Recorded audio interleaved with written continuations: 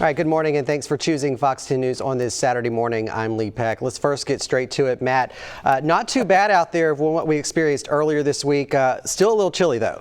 Yeah, still a little chilly. In fact, near freezing in spots. So if you have some things you got to do here early on this morning, you're out got the bundle on up. Actually, it is freezing right now in Evergreen, sitting at 32 degrees. Out in Mobile, at the airport, it's 34, Dallas 35. So real chilly air here for a lot of us as we get going on our Saturday. Fairhope, you're sitting at 41 right now, and same deal in Foley. Lillian, a chilly 33, and Pensacola sitting at 41 as well. So cold start here to our Saturday. It's going to end up being a rather cool day, but there'll be plenty of sunshine. Skies are perfectly clear, no clouds out there, no rain anywhere nearby, so it will be a pleasant day. But yes, once again, I'm talking about a day that's going to be rather chilly. There's the future cast. Hey, look at that. Shows nothing. So here it is on your planner as we go through the day. Look at that. Sunshine, sunshine, sunshine. Temperatures getting into the low to mid 50s here this afternoon. So real pretty day, but once again, below average here with these temperatures. Average high this time of year would be 61. We won't get there here today. So today, sunny and cool. Top headline there. Not a bad one. Tomorrow morning, a light freeze, frosty in some areas as we get going here on our Sunday. And then next week, we're going to be looking at a milder trend as temperatures begin to gradually warm up. Of course, I'll break all that down for you and show you when the next chance of rain is coming up in just a few minutes. All right, thanks, Matt. Mobile County's first mass vaccination event less than an hour away. The Mobile County Health Department plans on giving 1,000 doses of the COVID vaccine to a select group of people. Fox 10's Hal Sherrick live this morning from the cruise terminal. And Hal, we're told the first group of people to get vaccinated have been waiting in their cars lined up to get those shots since last night. Yeah, that's right, Lee. They sure have. And vaccine doses will be handed out this morning on a first come, first served basis. However, the Mobile County Health Department has made it very clear that this event is not for everyone.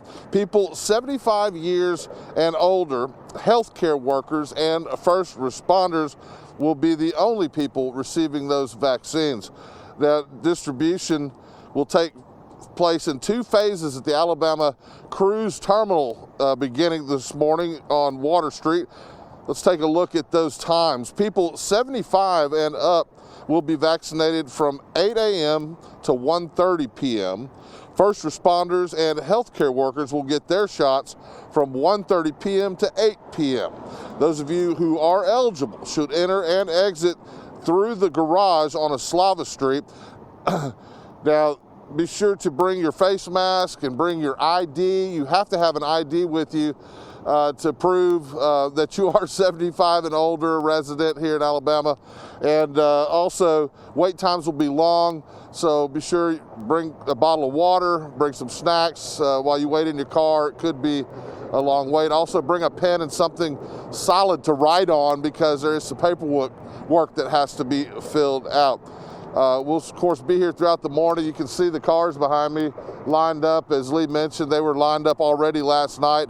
And as I came in off Canal and came down to the cruise terminal, they're making folks go, and they're wrapping around the sheriff's office. It's a long line already this morning for an event that doesn't start for another hour. So that's what it looks like today, getting ready for our first round of these vaccines here at the cruise terminal this morning. Reporting live in downtown Mobile, Hal Sherrick, Fox 10 News. All right, thanks, Hal. A huge undertaking there. We're over the bay, the state getting ready to start vaccinations in Daphne as well next week. So who can get the shots there? Well, same requirements as Mobile apply. You must be 75 years of age or older, a healthcare provider, or a first responder. Go to the Daphne Civic Center on Tuesday and Thursday over the next 2 weeks. Registration, we're told, is on site, and you'll be able to get a time slot and then come back and get your shot. They say gates open at 6:30 in the morning. Vaccinations start at 9 and stop at 3. Well, keep in mind supplies over there will also be limited. The health department anticipating about 600 vials of vaccine will be distributed for the first 2 days. Well, hospitalizations and new cases are through the roof as the post-holiday surge continues, while states are scrambling to beef up their vaccination programs. The numbers just keep ticking up. The daily average for new coronavirus cases still close to 250,000, with about 130,000 COVID-related hospitalizations. All these new cases putting a major strain on hospital systems across the country, including Georgia, where the state's biggest hospital, Grady in Atlanta, now at 0% capacity. Statewide hospitalizations are up almost a third in the past 2 weeks, and officials are now pleading with the public to get back to the basics when it comes to stopping the spread of the virus. We must all continue wearing a mask, practicing social distancing, washing your hands, and heeding the regulations. Well, the state is also struggling to beef up its vaccination program, and that's a trend we're seeing nationwide as well. But some are doing better than others. West Virginia has the highest rate of vaccination in the country. They say they did it by working closely with local healthcare providers to get the shots where they're needed the most. Across the country, states have now used about 40% of available doses, with very few side effects reported among those who have gotten at least one shot. And we're expecting data from a third vaccine candidate, Johnson & Johnson, by the end of March. Well, President-elect Biden discussed his plan to administer COVID-19 vaccines to the American people. Biden spoke about yesterday afternoon. He said he will use the Defense Production Act to expand the production of the COVID-19 vaccine and vaccination supplies as part of a wide-ranging plan to deliver on his pledge to vaccinate 100 million people in the first 100 days. The president-elect's first challenge, though, will be addressing vaccine shortages in health systems across America. Biden's plan also includes proposals to create federally funded community vaccination centers, make the vaccination available in pharmacies, and launch mobile clinics to get the shot to underserved communities. And he'll expand the healthcare workforce so there are more people qualified to deliver the vaccine to Americans. Our plan is as clear as it is bold. Get more people vaccinated for free.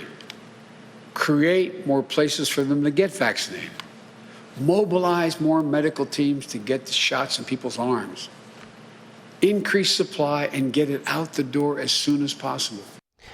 Biden's national vaccine program will cost $20 billion. Funding for it is wrapped in a $1.9 trillion emergency package, which also includes $1,400 stimulus checks for Americans. Biden will also aim to release nearly every available dose of the vaccine. The Trump administration's strategy was to hold half of those doses to ensure people could receive necessary second doses.